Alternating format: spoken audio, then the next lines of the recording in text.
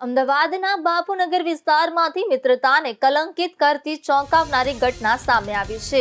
જૂના ઝઘડાની અદાવત રાખીને બે શખ્સોએ 28 વર્ષીય શુભમ કોરી નામના યુવકની છરીના ઘા મારીને નિર્મમ હત્યા કરી દીધી છે।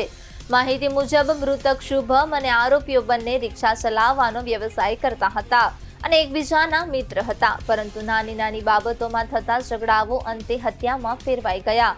બુધવારે રાત્રે હીરાવાડી 4 રસ્તા પાસે આરોપીઓએ શુભમને રોકીને તેના પર જીવલેણ હુમલો કર્યો હતો।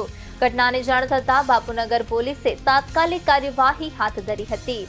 પોલીસે આરોપી વિજય રાજપૂત અને સુરેન્દ્રસિંહ ચૌહાણને ઝડપી પાડ્યા છે। બંને આરોપીઓ હત્યા બાદ ઉત્તર પ્રદેશ ભાગી ગયા હતા, જ્યાંથી પોલીસે તેમને પકડી પાડ્યા છે। આ સમગ્ર ઘટનામાં સામેલ ત્રીજો આરોપી આકાશ રાઠોડ હાલ ફરાર છે। તેને પકડવા માટે પોલીસે અલગ અલગ ટીમો બનાવીને શોધખોળ શરૂ કરી છે। પોલીસ વધુ તપાસ કરી રહી છે અને આ કેસમાં આગળ વધુ ખુલાસા થવાની શક્યતા છે। ગઈ તારીખ 10/6/2026 ના રોજ બાપુનગર હીરાવાડી 3 રસ્તા ખાતે શિવશક્તિ મંદિર પાસે આ કામના મરણ જનાર અને આરોપીઓ ત્યાં મળેલા અને એમના 2 મહિના પહેલા આરોપીઓ અને જે મરણ જનાર વચ્ચે બોલાચાલી ઝઘડો થયેલો એની અદાવત રાખી અને આ કામના આરોપીઓએ છરી વડે મરણ જનાર ઉપર હુમલો કરેલો અને ગળાના ભાગે તેમજ પેટના ભાગે અને પગના ભાગે છરી અને લાકડાથી હુમલો કરી અને ગંભીર ઈજાઓ કરેલી અને તેનું મોત નિપજાવેલું હતું। આ બાબતે બાપુનગર પોલીસ સ્ટેશનમાં ગુનો દાખલ થયેલો છે। BNSની કલમ 103(1) તથા 54 હેઠળ ગુનો રજીસ્ટર કરવામાં આવેલો છે અને આ કામે કુલ 3 આરોપી છે, એમાં 2 આરોપીની ધરપકડ કરવામાં આવેલી છે અને 1 આરોપી પકડવાની તજવીજ હજી ચાલુ છે।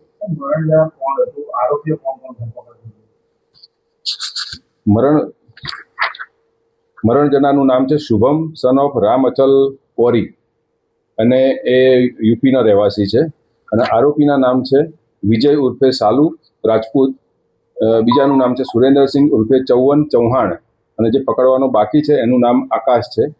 આ બધા આરોપી અને મરણ જનાર બધા મૂળ રહેવાસી યુપીના છે।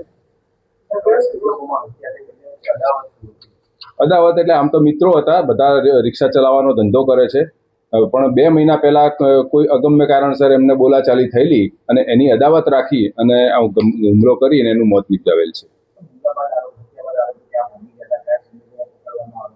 હુમલા પછી આરોપી એમના વતન બાજુ ભાગી ગયેલા હતા અને ત્યાંથી ટીમો કાર્યરત હતી। ઝોન 5 LCB ડી સ્ટાફના માણસો અને એ બધા લાગેલા હતા અને એમને પકડી લાવેલા છે।